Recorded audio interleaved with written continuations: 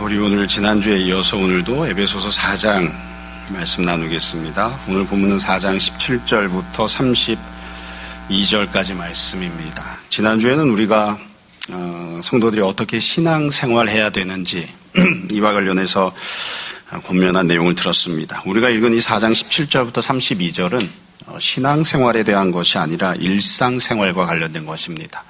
예수님 믿고 우리가 구원받은 뒤에 하나님의 자녀가 된 뒤에 평상시의 삶을 어떻게 살아야 되는가. 그러니까 우리가 흔히 교회 가서 기도하고 예배드리고 찬송하고 성경 읽고 흔히 경건생활, 신앙생활이라고 하는 이런 부분들 있죠. 이런 부분들 말고 평소에는 그러면 성도들은 어떻게 살고 어떻게 행동해야 되는지 그 내용을 17절부터 32절까지 쭉 담고 있습니다. 그래서 이 내용을 크게 보면 17절부터 24절까지 크게 핵심이 되는 기준 두 가지를 제시를 해요. 그리고 그 뒤에 25절부터 32절까지는 그 두 가지 기준에 맞추어서 구체적으로 어떻게 하라는 것인지 세부적인 명령과 지침이 나옵니다. 사실은 이 내용이 여기로 끝나는 게 아니고 우리가 다음 주 그리고 다다음 주에도 말씀을 볼 텐데요. 그럼 정말로 도대체 어떤 것을 기준 삼아야 되는지를 그 뒤에 다시 또 이야기를 하게 될 겁니다. 우리가 요즘 이제 지난주까지 해서 토요일마다 청년들 중심으로 히브리서 성경 공부를 하고 있습니다. 히브리서 같은 경우에는 신앙생활을 어떻게 해야 되는지를 담고 있어요. 그러니까 히브리서를 아무리 열심히 읽어도 성도가 평상시 어떻게 생활해야 되는지에 대한 지침은 들어있지 않거든요. 근데 반면에 에베소서 같은 경우에는 일상적인 삶을 어떻게 하는지, 어떻게 해야 하는지 이 부분들을 담고 있으니까 조금 더 현실적인 그런 내용들이 아닌가 싶습니다. 본문 내용은 읽으시면서도 다 잘 아시겠지만 내용이 절대 어렵지가 않습니다. 그냥 천천히 읽으면 누구나 다 알 수 있는 그런 내용들이에요. 우리가 이 본문 내용을 천천히 읽고 다시 한번 생각하고 그렇게 했으면 좋겠습니다. 예전에 했던 설교를 한번 들어봤어요. 다른 설교들도 마찬가지인데 항상 이렇게 지나간 설교는 마음에 안 듭니다. 내가 왜 저렇게 설교했을까 이런 생각이 들고 특별히 이 일상생활과 관련되어 있는 이런 내용들인데 설교를 들으면서 저 자신도 무슨 생각이 드냐면 지나 똑바로 할 것이지 이렇게 성도들한테 소리를 질러 그런 생각이 들더라고요. 그래서 오늘은 어떻게든 가급적 저 자신도 저 자신에게 주어지는 하나님 말씀으로 생각하고 어떻게든 좀 부드럽게 나긋나긋하게 이야기를 하려고 생각하고 있습니다. 먼저 17절부터 본문을 볼게요. 처음 말씀드린 것처럼 두 가지 생활과 관련된 기준이 나오는데 첫 번째 기준이 17절부터 20절에 나옵니다. 17절을 보세요.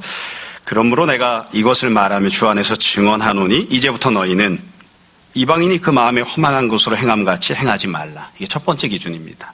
첫 번째 기준 아주 간단해요.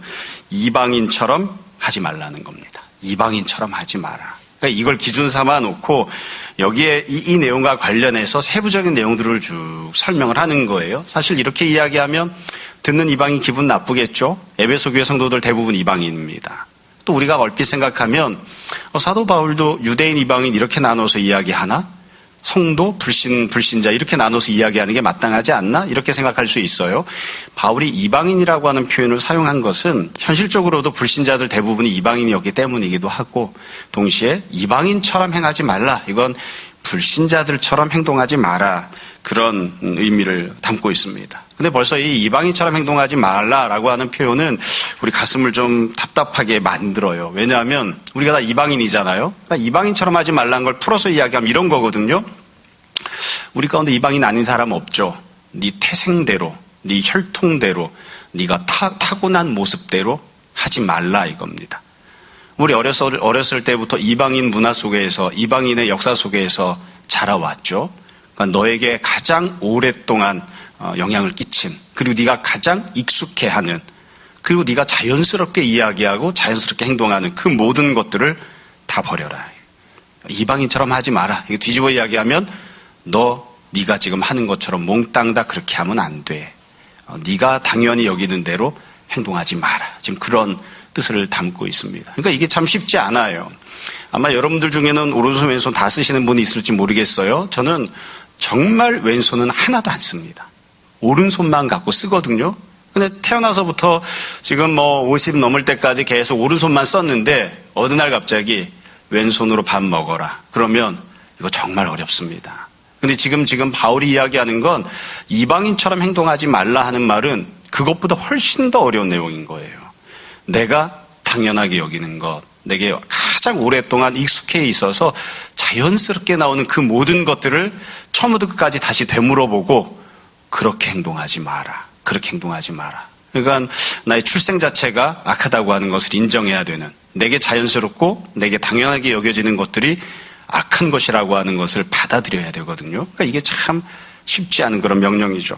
여기와 관련해서 사도 바울이 어떤 측면에서 이방인처럼 행동하면 안 되는지를 세 가지로 세부적으로 나누어서 이야기를 했습니다. 17절 맨 끝에 보시면 처음에 이렇게 되어 있죠. 그 마음에 허망한 것으로 행함같이 행하지 말라. 그러니까 첫 번째 측면은 허망한 마음이에요. 이방인들이 갖는 마음은 허망한 것이다. 두 번째는 18절이에요. 그들의 총명이 어두워지고 그들 가운데 있는 무지함과 그들의 마음이 굳어짐으로 말미암아 하나님의 생명에서 떠나 있도다. 하나님의 생명, 즉 하나님에게서부터 떠나 있는 총명이에요. 그러니까 이거를 좀 쉽게 이야기하면 이방인들이 갖고 있는 지식은 하나님이 없는 지식이다 이거죠. 하나님과 상관없는 지식을 갖고 있고 교만한 마음, 굳은 마음을 갖고 있는 지식이니까 그런 마음대로 행동하지 말라는 거죠. 그래서 이방인이 어떻게 행동하는지를 두 번째로 이야기하면서 이방인들의 지식, 이방인들의 가치관 그대로 행동하고 따라가서는 안 된다 이렇게 이야기해요. 세 번째는 19절이에요. 그들이 감각 없는 자가 되어 자신을 방탕에 방임하여 모든 더러운 것을 욕심으로 행하되. 이건 행동인데 이방인들은 어떻게 행동하느냐? 방탕하게 행동하고 더러운 욕심을 따라 행동을 한다. 그러니까 이 모든 것들을 다 버리라고 하는 거예요. 지금 그래서 사도 바울이 이야기를 합니다. 첫 번째 기준은 무엇이냐? 아주 간단해요. 이방인처럼 하지 마라. 도대체 이방인의 어떤 점을 따라가지 말아야 되는가? 첫 번째, 이방인과 같은 마음을 품지 마라. 두 번째, 이방인과 똑같은 지식을 따라가지 마라.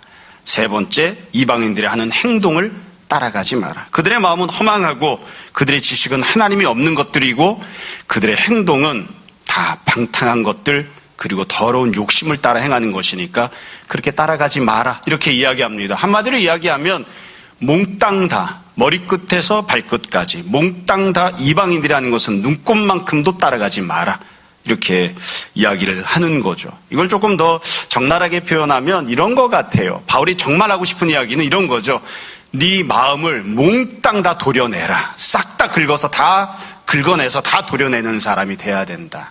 또 네가 갖고 있는 지식, 네가 갖고 있는 가치관 몽땅 다 싹 다 긁어서 밖으로 집어 던져버려야 된다. 또 네가 하고 있는 행동도 몽땅 다 밖으로 집어내버려야 된다. 그렇게 지금 권면하고 있는 겁니다. 결국 에베소 교회 성도들은 예수님 믿는 사람들이기는 했지만 실제 품고 있던 마음이나 그들이 갖고 있던 가치관이나 그들이 하고 있던 행동은 불신자들과 하나가 되어 있는 그런 모습이었던 거예요. 그러니까 바울이 앞부분에서 이야기한 것처럼 하나님과 하나가 되는 성도들과 하나가 되는 그런 삶을 살아야 되는데 너가 예수님 믿는다고 하면서 실제로는 세상 사람들, 불신자들, 이방인들과 하나인 그런 모습이니까 그 모든 것들을 다 끊어내고 잘라내고 벗어나야 된다. 그렇게 권면을 합니다. 이게 예수님 믿는 사람이 갖고 있는 기준이에요. 기준. 그래서 우리가 이것을 그냥 스스로에게 잘 적용하려고 하면 아주 간단해요. 우리가 다 잘 알고 있는 겁니다. 내가 어떤 생각을 할 때에, 내가 어떤 마음을 가질 때에, 그리고 내가 어떤 지식을 내가 추구할 때에, 혹은 내가 어떤 행동을 할 때에 그게 내 옆에 있는 세상 사람과 구분되는가? 내 옆에 있는 오랫동안 나와 같이 지냈던 나와 똑같은 동족들과 내 동족들, 내 민족들 같이 지내고 있는 같은 문화권에 있는 사람들과 나 자신을 구별시켜 주는가 아니면 내가 똑같이 보이게 하는가 그것을 판단하라는 거죠. 똑같아 보이면 너 잘못됐다 이거죠. 그렇게 행동하면 안 된다. 그렇게 살면 안 된다. 이렇게 지금 이야기를 하는 겁니다. 참 이게 우리는 이 적용하기 정말 어려운 부분인 것 같아요. 사실 우리는 다 옆에 있는 사람과 똑같아지기를 너무너무 원하잖아요. 옆에 있는 사람이 좋은 옷을 입었으면 나도 그 옷을 사고 싶고 옆에 있는 사람이 좋은 백을 들었으면 나도 어떻게든 그 백을 사고 싶고 옆에 있는 사람이 어떤 드라마를 보면 나도 그 드라마를 보고 같이 이야기를 하고 싶고 그게 우리가 기본적으로 품고 있는 마음이거든요. 이건 어쩔 수가 없어요. 인간은 사회적 동물이기 때문에 나를 키워줬던 그 사회에서 벗어나는 것을 얼마나 두려워하는지 모릅니다. 내 옆에 있는 사람과 다른 가치관과 생각을 가지고 살아가는 것을 얼마나 두려워하는지 모릅니다. 그러면 그냥 왕따가 되는 것 같고 나 혼자만 나고자가 되는 것 같은 그런 생각을 다 품기 때문에 참 이게 쉽지 않은 그런 모습인 것 같아요. 몇 번 말씀드린 적이 있습니다만 대학교 들어갔을 때에 제가 참 몇 가지 충격적인 경험을 한 적이 있어요. 뭐 누가 두들겨 패서 충격적이었던 것은 아니고 불교 시간이었는데 불교 선생님과 이런저런 이야기를 하고 리포트를 써서 내고 했었는데 그랬는데 그 불교 선생님이 저를 부르시더니 그러더라고요. 제가 냈던 불교 리포트를 읽으시고 너무 인상 깊게 보았다 그러시면서 너는 어느 절에 나가고 있니? 그렇게 물으시더라고요. 제가 그때 충격을 받은 거예요. 나는 그때 목사가 되겠다고 생각하고 했었는데 내가 갖고 있는 사고방식이 불교적인 것이구나. 내가 갖고 있는 사고방식이 유교적인 것이구나. 내가 예수님 믿는 사람다운 그런 모습이 아니구나. 이것을 불교 선생님한테 직접 들으니까 제가 차마 거기다가 어느 절에 다닙니다 얘기할 수는 없고 절을 안 다니니까 목사가 되려고 합니다 이렇게 말씀도 못 드리고 참 그랬던 생각이 나요. 그러니까 우리가 무언가를 이야기하면 너는 전형적인 그냥 한국 사람, 전형적인 강남 스타일, 그게 네 스타일이네. 이러면 우리 이거 잘못 살고 있는 겁니다. 지금 사도 바울이 그렇게 하지 말라. 지금 그렇게 이야기를 하고 있는 거예요. 두 번째 기준이 나옵니다. 21절부터 24절인데요. 제가 굉장히 좋아하는 성경 구절이기도 합니다. 21절부터 24절 두 번째 권면이 나와요. 진리가 예수 안에 있는 것 같이 너희가 참으로 그에게서 듣고 또한 그 안에서 가르침을 받았을진데. 그러니까 우리는 예수님 안에 있는 진리를 듣고 받은 사람들이죠. 진리를 듣고 배운 사람들입니다. 복음을 알고 있어요. 22절 너희는 유혹의 욕심을 따라 썩어져가는 구습을 따르는 옛사람을 벗어버리라. 이게 두 번째 기준입니다. 두 번째 기준은 옛사람처럼 살지 말라는 겁니다. 여기서 말하는 옛사람은 혈통이나 출신을 이야기하는 게 아니죠. 시점을 기준으로 이야기해요. 옛사람이라고 하는 건 우리가 예수님을 믿기 이전을 지칭하는 거죠. 시간적으로 봤을 때 내가 복음을 받아들이고 하나님의 자녀가 되고 성령님 안에서 거듭나고 이렇게 되기 이전까지 살고 있었던 것들, 그런 것들을 벗어버리라고 하는 거예요. 여기서 보면 앞부분에서는 마음, 지식, 행동 이런 측면에서 이야기했다면 이 옛사람이 갖고 있는 특징과 본질이 무엇인지를 이 부분에서는 조금 더 상세하게 설명을 했죠. 22절에 보면 이렇게 돼 있어요. 유혹의 욕심대로 살아가던 사람들. 욕심을 따라서 앞부분에서 욕심대로 행동을 했죠. 방탕하게. 또한 썩어져가는 생명이 아니에요. 하나님의 생명이 있는 그런 것이 아니에요. 결국엔 썩고 사라질 것들이에요. 그런 것들을 추구하고 살았다고요. 구습을 따르는. 그러니까 이거는 자기가 태어난 대로 그대로 살던 그런 모습들을 갖고 있었던 옛사람을 벗어버려라. 이게 두 번째 기준입니다. 몇 번이나 말씀드리고 이 본문 설교할 때마다 말씀드렸는데 우리가 본문을 잘 읽어야 됩니다. 벗어버리라고 돼 있죠. 문자 그대로 잘 번역하면 옷을 벗는다는 뜻입니다. 그러니까 우리는 이미 예수님 믿고 성령님을 통해서 우리의 본질, 우리의 영혼은 거듭나서 새로운 사람이 되었습니다. 성경에서 표현하는 대로는 거듭나서 하나님의 자녀가 되었고 새로운 피조물이 되었습니다. 그런데 새로운 피조물이 된 건 우리의 영혼만 그런 거예요. 우리 마음도, 우리 육적인 삶은 아직 그냥 옛사람 그대로 있는 거예요. 그래서 지금 바울이 뭐라고 이야기하냐면 네 영혼은 새로운 피조물이 되었는데 새로운 피조물이 된 네 영혼이 걸치고 있는 옷은 옛사람이라고 하는 옷을 걸치고 있다. 네 영혼은 영생을 소유하고 있는데 복음과 진리를 소유하고 있는데 그런데 네가 걸치고 있는 옷은 썩어져가는 것, 네가 태어난 혈통과 민족을 따르는 것, 그리고 욕심대로 방탕함대로 행동하는 것, 그런 것으로 짜여져 있는 옷을 입고 있다. 그 옷을 입고 있으면 냄새가 나니까 벗어치워라 이거예요. 그 옷을 벗어라. 참 이게 부끄러운 얘기지만 집에서 늘 듣는 이야기입니다. 여보 목욕을 했으면 옷도 갈아입어줘. 예전에 입던 옷 그대로 입고 나오지 말고 옷도 갈아입으라는 거예요. 성령 충만한 사람 되었으니까, 성령으로 거듭난 사람이 되었으니까 겉으로 입고 있던 옷도 벗어라. 옛날 사람이 입고 있었던 그 모든 행동, 가치관, 마음 몽땅 다 벗어 적겨라 이거예요. 그리고 나선 23절에 보면 이렇게 권면하죠. 그럼 어떻게 하라는 것인가? 23절 오직 너희 심령이 새롭게 돼요. 일단은 마음이 새롭게 되어야 돼요. 마음도 새롭게 되어야 되고 24절 하나님을 따라 의와 진리의 거룩함으로 지으심을 받은 새 사람을 입으라. 그러니까 옛사람을 벗어치우고 새로운 사람이라고 하는 옷으로 갈아입으라는 거예요. 새로운 사람이라고 하는 옷을 갈아입으라. 여기 보면 본문에서 적절하게 번역을 잘 했어요. 근데 이걸 그냥 의미를 살려서 번역하면 이렇게 이야기할 수 있어요. 24절. 하나님을 따라. 그러니까 하나님께서 지어주시는 의와 진리의 거룩함으로, 의와 진리라고 하는 재료로 만든 거룩함이 있어요. 그 거룩함으로 새롭게 하나님이 만들어주시는 새로운 사람이라고 하는 옷으로 갈아입으라. 하나님이 만들어주시는 옷으로 갈아입으라. 근데 하나님이 만들어주시는 옷은 어떠하게 생겼는가? 거룩함입니다. 그 거룩함은 어떻게 구성되어 있는가? 의와 진리라고 하는 이런 내용으로 거룩함이 구성이 되어 있어요. 예전에 제가 대학부 교육자를 할 때에 대천덕 신부님 설교 말씀을 들은 적이 있었는데, 그때 이 본문을 설교하시면서 의와 진리라고 하는 번역을 좀 바꿨으면 좋겠다 그러시더라고요. 그러면서 의라고 하는 단어를 정의라고 번역하는 것이 더 낫지 않을까, 그렇게 말씀하신 적이 있어요. 그래서 제가 곰곰이 생각하다가 그게 맞는 것 같으네 하고 제가 이 구절을 굉장히 좋아했거든요. 그래서 여러분 잘 아시는 것처럼 제가 이 구절에서 우리 애들 이름 둘 다 지었습니다. 정의와 진리의 거룩함으로 지으심을 받은 새 사람을 입으라. 그래서 정의와 진리에서 정의의 정자, 진리의 진자 합쳐서 정진, 첫째 아들 이름을 그렇게 지었어요. 이 대천덕 신부님 영향을 받은 건지도 모르겠어요. 둘째를 낳은 다음엔 둘째 아이 이름을 짓기는 귀찮다. 정의의 의자와 진리의 진자에서 의진, 이렇게 해서 그냥 사실은 이름 똑같은 거죠. 예, 똑같은. 귀찮아서 그렇게 한 것은 아니지만 제가 굉장히 좋아하는 구절이에요. 그러니까 예수 그리스도께서 이렇게 사셨거든요. 그러니까 예수 그리스도로부터 정의가 흘러나오고 예수 그리스도로부터 진리가 흘러나오거든요. 그러니까 하나님께서 예수 그리스도의 삶 속에 입혀주셨던 거룩함이라고 하는 그 새로운 사람의 옷을 너도 입으라. 그게 너희 생활에 걸맞은 것이다. 그러니까 너희 본질이 새로운 피조물이 되었듯이 너희가 입고 다니는 옷도, 너희가 하는 행동도 새로운 사람이 되어야 된다. 이렇게 이야기합니다.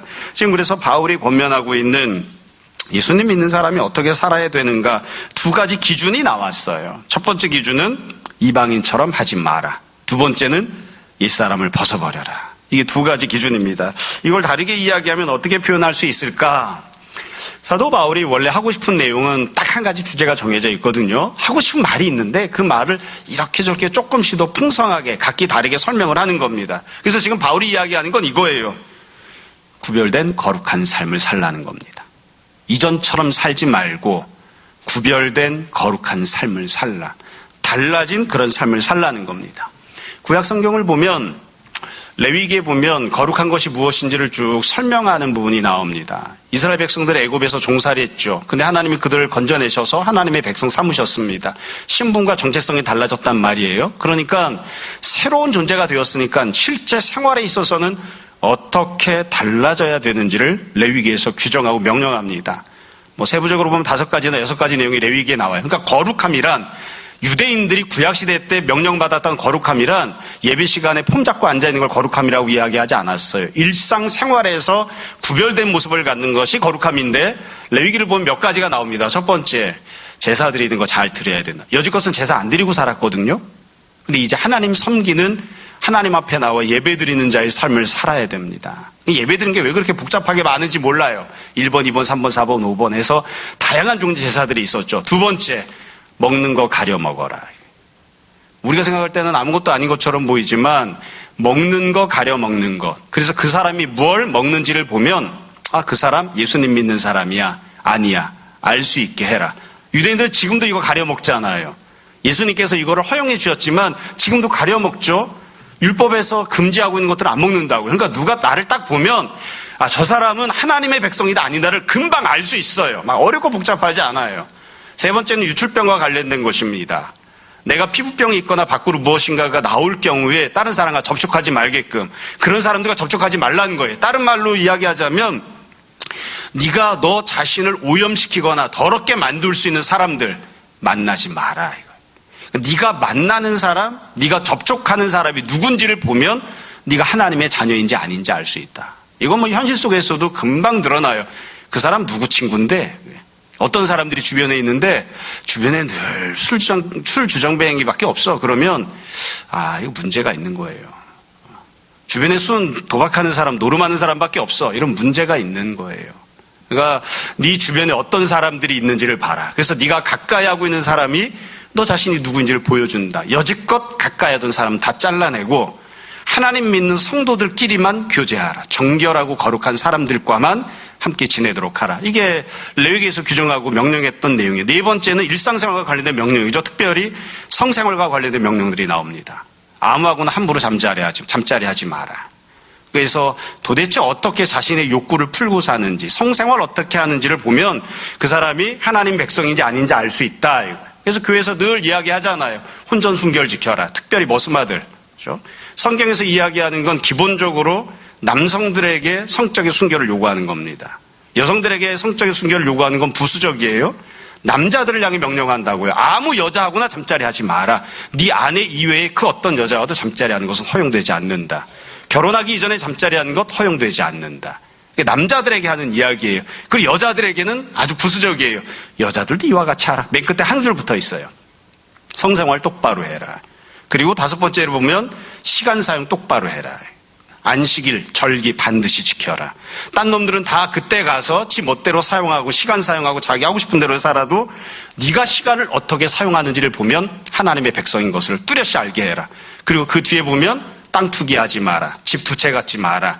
네가 갖고 있는 돈 함부로 사용하지 마라. 다 하나님이 너에게 잠시 맡겨주신 것이다. 그런 내용들이 쭉 나와요. 그래서 레위기를 보면 도대체 구원받아서 하나님의 자녀라고 하는 새로운 정체성을 갖게 된 사람들이 어떻게 구별된 모습으로 살아야 하는지, 무엇이 거룩함인지를 세부적으로 이야기를 하고 있어요. 다 일상생활과 관련된 것들이에요. 근데 지금 바울이 에베소 교인 성도들에게 이야기하는 내용을 보면 그것보다 훨씬 더 포괄적이죠. 동시에 똑같이 이야기를 하고 있는 겁니다. 네가 일상의 생활을 할 때에 첫 번째, 이방인처럼 행동하지 말고, 이방인처럼 살지 말고, 두 번째, 여지껏 살던 것처럼 살지 마라. 네가 만약 예수님 믿고도 똑같이 이전과 똑같이 행동하고 있다면 너 예수님 믿는 거 아니야. 그건 옛사람을 그대로 입고 있는 거야. 하나님 앞에 합당하지 않아. 다 잘라내야 된다. 지금 그렇게 고면하고 있습니다. 자, 그러면 구체적으로는 어떻게 하라는 것인가? 세부적인 내용이 25절부터 32절까지 나옵니다. 이 부분도 본문 짧게 읽고 설명을 하려고 해요.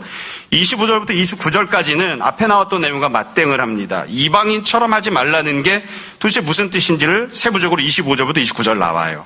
그 뒤에 30절부터는 옛사람처럼 행동하지 말라는 게 무슨 뜻인지가 나옵니다. 자, 그럼 25절부터를 볼게요. 25절에 보면 첫 번째로, 세부적인 첫 번째 내용이에요. 그런즉 거짓을 버리고 각각 그 입과 더불어 참된 것을 말하라. 우리가 서로 지체가 됩니다. 첫 번째는 지식과 관련된 내용입니다. 참과 거짓을 잘 구분하고 참이 아닌 것은 결코 생각하지도 말하지도 말라는 거예요. 굉장히 보편적인 거죠. 예수님 믿는 사람은 머릿속에 거짓이 들어있으면 안 돼요. 사기치는 거 들어있으면 안 돼요. 왜곡된 거 들어있으면 안 돼요. 예수님 믿는 사람이 무엇인가 이야기하면 그건 정말 참말이 맞을 거야. 사람들이 다 그렇게 인식하게 해라. 저 사람이 이야기한 걸 듣고 저거 선동이지, 저거 거짓말이지, 이렇게 하면 안 돼요. 반드시 참된 것만 말하라 이거예요. 구약성경에서는 조금 더 협의로 이야기했죠. 재판정에 나갔을 때 거짓 증거하지 마라. 이렇게 지금 바울이 이야기하는 거 거짓 증거하지 말라 이런 정도가 아니에요. 참이 아닌 것은 아무것도 말하지 말라 이거예요. 아무것도 말하지 말라. 사람마다 성장 환경이 다르기 때문에 조금 영향이 있을 수는 있지만 전 어렸을 때부터 조금이라도 선의를 가지고라도 거짓말하면 안 된다 이렇게 많이 배웠어요. 거짓말하는 것 때문에 참 집안 망하는 꼴들을 많이 봐와서 눈꽃만큼이라도 거짓말하면 안 된다. 이래가지고 제가 좀 나쁜 영향이긴 해요. 누군가를 보고 자매님은 예쁘지 않습니다. 이렇게 얘기를 자꾸 해서 문제가 되곤 하죠. 애가 뭐를 자꾸 칭얼거리면 호랑이가 온다. 안 해요. 저는 그런 얘기. 호랑이 안 올 거예요. 경찰 아저씨가 와서 잡아간다. 안 해요. 그런 얘기. 경찰이 오지도 않는데 왜 경찰이 와서 잡아간다고 하냐고. 그건 거짓말이니까 사실 우리가 그걸 거짓말이라고 이야기하진 않아요. 그러나 어떤 종류건 참말이 아닌 것은 하지 마라 이거예요. 인터넷에서 보니까 유튜브에서 뭐 돌아다니던데 참인 줄 알았죠. 그건 네가 속은 거지. 참이 아닌 것은 이야기하지 마라. 참이 아닌 것 이러쿵저러쿵 떠들어대서는 안 된다. 이게 지금 첫 번째 지식과 관련된 얘기예요. 두 번째 26절, 27절입니다. 분을 내어도 죄를 짓지 말며 해가 지도록 분을 품지 말고 마귀에게 틈을 주지 말라. 이건 감정과 관련된 지침이죠. 여기 보면 분을 내는 게 나와요. 이런 부분 보면 항상 마음이 껄쩍지근합니다. 스스로에게 200% 적용을 해야 되거든요. 분을 낼 때 그래도 감사하게 뭐라고 되어 있냐면 분을 내는 것까지는 허용을 해 주었어요. 분을 낼 때 어떻게 해야 되는가? 죄를 짓지는 마라. 분이 나서 막 분을 내더라도 이게 막 자꾸 막 커져가지고 죄를 짓는 지경까지 그렇게 가서는 안 된다. 그럼 도대체 어떻게 하는 게 죄를 짓는 걸까요? 분이 났어요. 에이씨 이러고서는 여기까지가 죄일까? 아니면 뭔가를 집어 던졌어요? 이게 죄일까? 아니면 옆에 있는 사람을 때렸어요? 여기가 죄일까? 이게 사람마다 신앙 수준에 따라 다르긴 하겠지만 분이 나서 에잇 하고 했으면 벌써 죄를 지은 겁니다. 분이 나도 죄를 짓는 것까지 가지 마라. 그리고 해가 지도록 오랫동안 분을 품지 마라. 사실 바울이 이야기하고 싶은 건 분 내지 말라는 거겠죠. 그런데 네가 어쩔 수 없이 분이 난다고 하면 세상 사람들이 분을 풀이하는 것처럼 똑같이 해서는 안 된다 이거예요. 여러분 복음이 한국 땅에 들어와서 여러 가지 좋은 일들을 많이 했는데 그 중에 하나가 무엇이었냐면 예수님 믿는 사람은 마누라를 두들겨 패지 않았습니다. 분이 난다고 해서 자기 분을 자기 부인이나 자기 새끼들한테 자기 자식들한테 풀지 않았습니다. 그러니까 분을 내더라도 죄를 짓지 마라. 예수님 믿는 사람이 상관해요. 자기가 분이 났으면 자기가 처리해야지. 그걸 밑에 있는 사람, 아랫 사람, 다른 사람들한테 풀어제끼는 그런 행동하지 마라. 한 번 분이 났는데 그걸 다음 날까지 계속해서 곱씹는 그런 행동하지 말라는 거죠. 28절에 보면 행동과 관련된 내용이 나와요. 도둑질하는 자, 다시 도둑질하지 말고. 그러니까 방탕하게 살지 말고 더러운 욕심대로 행동하지 말라는 거예요. 도둑질하지 말고 돌이켜서 가난한 자에게 구제할 수 있도록 자기 손으로 수고하고 선한 일을 하라. 그러니까 노동을 어떻게 하고 살 것인지, 물질에 대해서 어떻게 할 것인지를 이야기하죠. 행동을 어떻게 해야 하는지를 이야기해요. 사람마다 조금 생각이 다를 수는 있지만 우리 지난번에 칼빈이 썼던 기독교 강요를 청년들이 조금 읽었었거든요. 십계명을 설명하면서 칼빈이 이렇게 이야기합니다. 저 사람이 물건값을 잘 몰라요. 그래서 원래 1,000원짜리인데 100원에 저 사람이 팔겠다고 그래요. 그러면 얼씨구나 이게 웬 횡재냐고 100원에 사지 마라. 그건 도둑질하는 것이다. 그 사람에게 그 물건의 가치가 얼마큼인지를 알려주고 그리고 그 사람과 적정하게 이야기해서 타협할 수는 있지만 그 사람이 잘 몰라서 싸게 내놓은 물건 그걸 그냥 싸게 얼씨구나고서는 사들이는 거 옳지 않다. 그렇게 해서는 안 된다. 그러니까 욕심을 기준으로 행동하지 말라는 거예요. 방탕함을 기준으로 행동하지 말라는 거예요. 누군가가 1,000원어치 노동을 했는데 그 노동의 싹쓸 1,000원을 주지 않고 500원만 주면서 그러면서 내가 돈을 절약했다. 그렇게 하지 마라. 칼빈이 이야기하는 거죠. 예수님께서 그렇게 말씀하시는 거예요. 그 도둑질하는 거, 도둑질의 개념이 뭐냐면 칼 들고 다른 사람 찾아가서 돈을 빼앗아 오는 것만 도둑질이 아니에요. 몰래 그 사람의 것을 들고 오는 것만이 도둑질이 아니에요. 폭넓게 봐야 되는 거예요. 그 사람이 노동했는데 노동의 대가를 적당하게 주지 않는 것도 도둑질이고 그 사람이 무지하기 때문에 자신의 것을 싸게 팔려고 할 때 그것을 내가 얼씨구나고 가지고 오는 것도 도둑질이에요. 내 욕심을 기준으로 세상 사람이 행동하는 것처럼 행동하지 마라. 그렇게 행동하지 말고 도리어 네가 수고하고 일을 해서 다른 사람들을 도와주는 사람, 구제하는 사람이 되라. 그러니까 이방인들과 같이 똑같이 살지 말라는 거죠. 29절. 무릇 더러운 말은 너 입 밖에도 내지 말고 오직 덕을 세우는 데 소용되는 대로 선한 말을 하라. 말을 하라는 것인데 말을 어떻게 되는가? 이건 지식과 관련된 게 아니라 말과 관련된 거예요. 더러운 말이 있고 선한 말이 있다. 더러운 말은 하지 마라. 더러운 말은 하지 마라. 선한 말만 해라. 이 부분을 조금 더 확장해서 이야기하면 예수님 믿는 사람 욕하는 거 아닙니다. 욕설하지 마라. 더러운 말 하지 마라. 깨끗한 말을, 선한 말을 하라. 그렇게 권면해요. 그래서 이 구체적인 내용, 도대체 이방인들은 어떻게 사는가? 지금 첫 번째 지식에 있어서 이방인들은 거짓된 것도 자꾸 이야기한다. 그렇게 하지 마라. 이방인들은 분을 내면 자꾸 그것으로 죄를 짓기도 하고 해를 넘기기도 한다. 그렇게 하지 마라. 그리고 행동에 있어서, 노동에 있어서 자기 욕심을 기준으로 다른 사람들 것을 빼앗아 오기도 한다. 그렇게 하지 마라. 이방인처럼 살지 말고 지식에 있어서나 마음에 있어서나 행함에 있어서나 말하는 것에 있어서나 이방인들과는 다른 모습으로 살라는 거예요. 30절부터 32절에 보면 다시 두 번째로 구체적인 내용이 다시 한 번 더 나와요. 30절부터 32절은 옛사람을 벗어버린다는 것이 무슨 뜻인지, 새 사람을 입는다는 게 무슨 뜻인지를 설명합니다. 30절 기준이 나오죠. 하나님의 성령을 근심하게 하지 마라. 이게 기준이에요. 하나님의 성령을 근심하게 하지 마라. 그러니까 성령님을 기준으로 행동하라는 거예요. 성령님을 기준으로. 이와 관련된 내용은 다음 주, 다다음 주에 더 세밀하게 나올 겁니다. 이거 다음 주에 나올 내용이기 때문에, 뒷부분에 나올 내용이기 때문에 여기 잠깐 언급이 된 거예요. 그러면 구체적으로 옛사람을 벗어버린다는 것은 무엇인가? 31절. 너희는 모든 악독, 노함, 분냄, 떠드는 것, 비방하는 것을 모든 악의와 함께 버리고. 이게 옛사람의 모습이에요. 옛사람의 모습. 여러분 이것을 문자 그대로 하나하나 잘 살펴보세요. 악독한 것, 노하는 것, 분을 내는 것, 떠드는 것, 비방하는 것. 이런 것들이 옛사람에 속한다. 이런 것들을 다 갖다 버려버리고 32절 새로운 사람을 입어야 되는데 새로운 사람을 입는다는 건 무슨 뜻인가? 32절 잘 보세요. 서로 친절하게 하며 서로가 생략되어 있지만 서로 불쌍히 여기며 서로 용서하기를 하나님이 그리스도 안에서 너희를 용서하심과 같이 하라. 여기 또다시 기준이 나왔죠. 하나님이 행하시는 것처럼 하라는 거예요.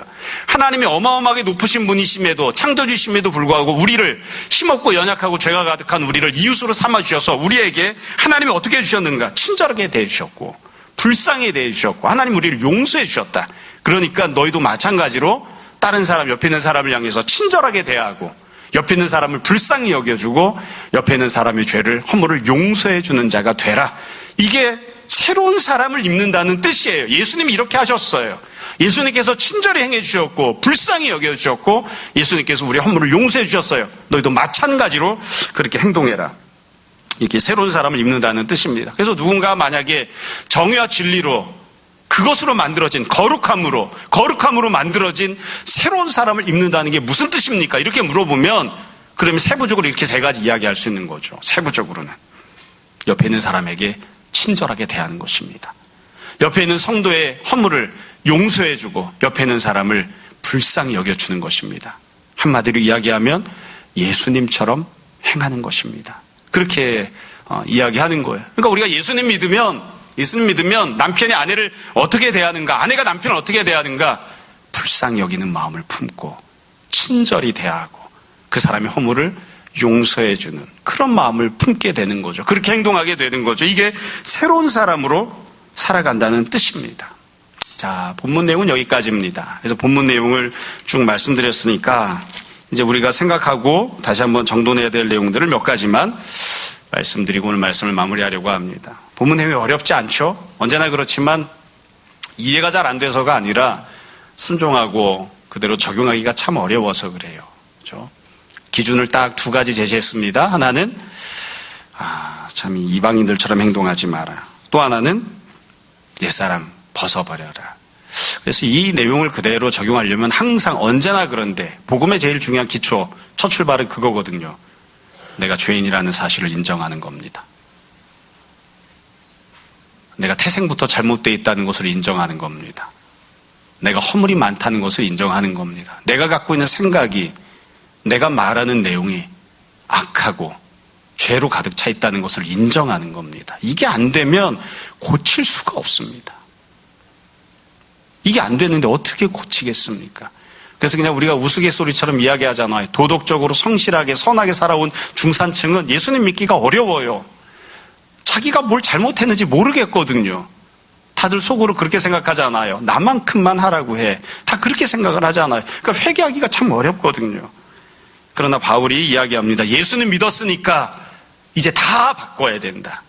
본질이 바뀌었으니까 행동하는 것도 마음 푸는 것도 지식도 다 바꿔야 된다. 그렇게 이야기를 합니다. 자, 정돈해서 말씀드릴게요. 첫 번째로 도대체 무엇을 바꿔야 되는가? 여러분 여기 나오는 거 다 바꿔야 되죠? 그러나 이것만 바꾸는 것이 아니라 다른 모든 것들을 다 바꿔야 됩니다. 구약 율법을 기준으로 놓고 보면 아까 레위기 말씀드렸지만 그 율법에서 레위기에서 언급하지 않았던 내용들이 이 본문 안에 많이 들어있어요. 말하는 거, 분노 품는 거 이런 거는 율법에서는 죄가 아니에요. 분노를 품는 게 무슨 죄입니까? 말 좀 잘못하는 게 무슨 죄입니까? 그거 죄가 아니에요. 근데 바울은 그렇게 이야기하지 않아요. 예수님도 그렇게 말씀하지 않으세요. 그러니까 여기서 언급되는 내용들은 가장 기본적으로 순종해야 될 내용이에요. 이것만 하라는 뜻이 아니에요. 내가 과연 이방인처럼 세상 사람처럼 똑같이 행동하는 것, 여지껏 예수님 믿기 이전과 똑같이 행동하는 것이 무엇이 있는지를 생각하고 몽땅 다 바꿔야 돼요. 몽땅 다 바꿔야 됩니다. 일상의 모든 삶은 다 영적인 삶입니다. 밥 먹는 거, 화장실 가는 거, 말하는 것, 옆에 있는 사람에게 눈길을 주는 것, 몽땅 다 영적인 삶입니다. 바꿔야 됩니다. 바꿔야 됩니다. 두 번째로, 현실적으로 우리가 이런 것들을 바꾸길 원하는데 왜 바꾸지 못할까? 왜 바꾸지 못하는지를 잘 생각해야 됩니다. 우리가 왜 새 사람으로 갈아입지 못할까요? 왜 생각을 못 바꿀까요? 왜 내 마음가짐을 못 바꿀까요? 여러 가지 이유들이 있겠죠? 여러 가지 이유들이 있는데 어떤 것들이 나를 그렇게 만드는지를 잘 생각했으면 좋겠습니다. 습성을 바꾼다고 하는 것이 참 쉽지 않죠? 참 쉽지 않습니다. 지난번에 문득 생각해보니 제가 우리 나이로 26살이 되는 2월 달에 결혼을 했거든요. 생각해보니 그렇더라고요. 우리 어머니와 함께 어머니가 해주는 밥을 먹고 지낸 세월이 25년. 이제 결혼하고 난 다음에 요즘쯤 되니까 애들 엄마가 해주는 밥을 먹고 지낸 게 한 25년. 이제 비슷비슷해졌어요. 비슷비슷해졌어요. 비슷비슷해져야 그래야 조금 습성을 바꿀 뚱말뚱해요. 사람은 그렇게 연약하거든요. 내가 오랫동안 거기에 물들어 지냈기 때문에 이게 잘 안 되는 경우들이 있고, 또 뿐만 아니라 여러분, 우리가 세상을 만만하게 생각하면 안 되죠. 옛사람처럼 이방인처럼 살기를 강요하는 사회 구조와 시스템이 얼마나 많은지 모릅니다. 마귀의 권세가 우리로 하여금 옛사람에서 벗어나지 못하게 만드는 경우들이 참 많아요. 요즘은 그런 일이 없어서 참 감사하기는 한데, 코로나 시대라서 예전에 신입생환영회를 가면 왜 그렇게 죽도록 사발식을 시키는지 모르겠어요. 왜 그렇게 술을 마시지 않으면 대화가 불가능한 사회를 만들어놨는지 모르겠어요. 비참한 일이죠, 이게. 제가 이런 얘기하면 입 더러워진다고, 듣는 사람들 더러워진다고 자꾸 이야기하지 말라고 해서는 예전 설교 원고를 보면 그렇게 써놨더라고요. 도대체 이 세상이 어떻게 굴러가는 것인지 젊은 여자의 육체를 권하는 그런 시대를 살고 있는. 이게 세상이에요, 세상. 거기서 살아남으려고 하면, 거기서 생활하려고 하면 그거를 하지 않으면 안 되는 그런 지경들이 있는. 그래서 옛사람처럼 살기를 강요하는 것들도 많이 있습니다. 나도 거기서 벗어나려고 하는 의지가 없는 판에 그렇게 살도록 강요하는 것들도 많이 있어요. 그런 것들을 잘 생각해 봐야 됩니다. 뿐만 아니라 현실적으로는 여러분, 어떻게 우리가 이방인에서 벗어나고 옛사람에서 벗어날까요? 내 주변에 이방인 친구들만 가득 차 있는데, 내 주변에 이방인으로 살고 있는 사람들과 이방인으로 사는 문화와 습성만 가득 차 있는데 어떻게 거기서 벗어납니까? 못 벗어납니다. 내 주변에 누가 있어야 됩니까? 내 주변에 성령님께서, 내 주변에 하나님께서, 내 주변에 고상하게 신앙생활하고 있는 참 신실한 형제와 자매들이 가득 있는 그런 속에서 우리가 습성으로 굳히고 그런 속에서 훈련하고 이렇게 해야 우리가 새로운 사람을 옷을 갈아입을 텐데, 참 그렇지 못한 늘 우스갯소리처럼 이야기하잖아요. 놀이터에 나가서 옆집 아줌마가 하는 이야기를 귀담아 듣고 와서 그대로 하고자 하는, 그거 벗어나지 않으면, 그 생활 습성을 벗어내지 않으면 내가 여지껏 관계하고 있던 모든 사람들, 중요도를 다 밀쳐내버리고 예수 그리스도와 가장 가까이 하고 주님을 믿는 성도들과 한 그룹 안에서 그 안에서 스며들어 있지 않으면, 성령 충만한 삶 속으로 젖어 들어가 있지 않으면 이거 참 어렵습니다.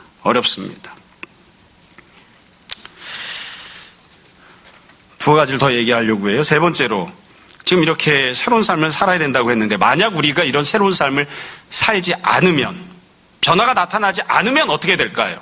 변화가 되지 않으면, 예수를 믿기는 해서 구원을 받아 하나님의 자녀가 되긴 했지만 생각, 마음, 행동 몽땅 다 세상 사람과 똑같고 예전과 눈꼽만큼도 달라진 것이 없어서 똑같이 생활한다고 하면 도대체 어떻게 될까요? 결과는 아주 간단합니다. 우리 모두가 잘 알고 있어요. 예수님 믿었지만, 구원받았지만 너 자신이 생지옥을 살게 되겠죠. 네가 제일 힘들 겁니다. 주님이 아무리 안식을 주시려고 해도, 주님이 아무리 평안을 주시려고 해도 못 누릴 겁니다. 천국이 어디 있는 거야 도대체? 여기가 생지옥인데 너 자신이 제일 힘듭니다. 뿐만 아니라 내가 이렇게 바뀌지 않으면 내가 사랑하는 옆에 있는 사람들도 괴로울 겁니다. 그리고 나 스스로가 죄책감으로 인해서 내가 구원받은 사람이 맞나 계속 의심하게 될 것이고, 주변에 있는 사람들도 저 사람이 예수님 믿는 사람 맞아? 계속 그렇게 책망을 하게 되겠죠. 결국 하나님께도 괴로움을 주는, 내 주변의 이웃들에게도 괴로움을 주는, 무엇보다도 나 자신이 주님의 은혜를 누리지 못하고 살아가는 그런 지경이 되겠죠. 제일 힘든 거예요. 여러분, 여기서 바울이 권면하고 있는 내용은 이게 하나님을 섬기는 의무적인 내용이니까 반드시 지켜야만 돼. 안 지키면 너는 죄인이야. 이렇게 이야기하려고 권면하고 있는 게 아니에요. 이게 네가 제일 행복하고 평안하게 살 수 있는 길이라고 이야기를 하고 있는 거예요. 이렇게 바꾸지 않으면 결코 평안하게 살 수 없습니다. 이 땅에서 천국을 누리고 살 수 없습니다. 마지막으로 한 가지를 더 말씀드릴게요. 여러분, 솔직하게 스스로를 생각하고 옆에 있는 사람을 보면서 이야기 한번 생각해 보자고요. 이렇게 변화하고 바뀌는 게 가능할까요? 옆에 있는 사람 한번 보세요. 신앙생활 20년 했는데 이렇게 안 변했는데 과연 변하는 게 가능할까요? 옆에 있는 사람 보려니까 다 저를 보시네. 저 목사는 가능할까? 여러분, 만약 불가능하다면 뭐 때문에 이렇게 권면하고 명령하겠습니까? 우리가 입버릇처럼 사람 안 변해. 변할 것 같았으면 벌써 변했지. 그렇게 이야기하곤 합니다. 그게 현실적인 진리죠. 사실은 그게 현실인 경우들이 참 많습니다. 그러나 사람 바뀌고 변화합니다. 어떤 때는 내가 원하는 만큼 단번에 확 변하지 않는 경우도 있기는 하겠지만 우리가 어떻게 해서든 노력하면, 어떻게 해서든 성령 충만함으로 은혜를 받으면, 그리고 스스로를 쳐서 복종시키고 훈련하면 우리가 성령 충만한 그 안에 들어가서 그것이 나의 습성이 되게, 그렇게 나 자신을 자꾸만 연단시켜 나가면 우리 변화하는 거 가능합니다. 마귀는 우리에게 그렇게 이야기합니다. 안 돼. 그냥 끝났다. 아니요, 바뀔 수 있습니다. 또 바뀌어야 됩니다. 그래서 우리가 간절한 마음을 갖고 주님 앞에 은혜를 구하고 기도해야 됩니다. 주님, 제 마음을 바꿔주십시오. 주님, 제 생각을 바꿔주십시오. 제 행동도, 제가 말하는 것도 바꿔주십시오. 주님께서는 다 가능하십니다. 주님께서는 제가 이 땅에서도 하나님 나라 누리며 사는 것을 원하십니다. 저에게 그런 은혜를 베풀어 주십시오. 간절히 기도해야 되고, 우리도 마찬가지로 결단하고 자꾸만 마음가짐이나 행함에 있어서 훈련하고 자기 자신을 갖고 나가야 됩니다. 가능합니다. 포기하지 말고, 또 옆에 있는 사람 정죄하고 저 사람은 이제 안 될 것 같아, 그렇게 끝내버리는 마음 갖지 말고 소망을 우리가 다 품을 수 있었으면 좋겠습니다. 여러분, 어느덧 2022년도 두 번째 주일입니다.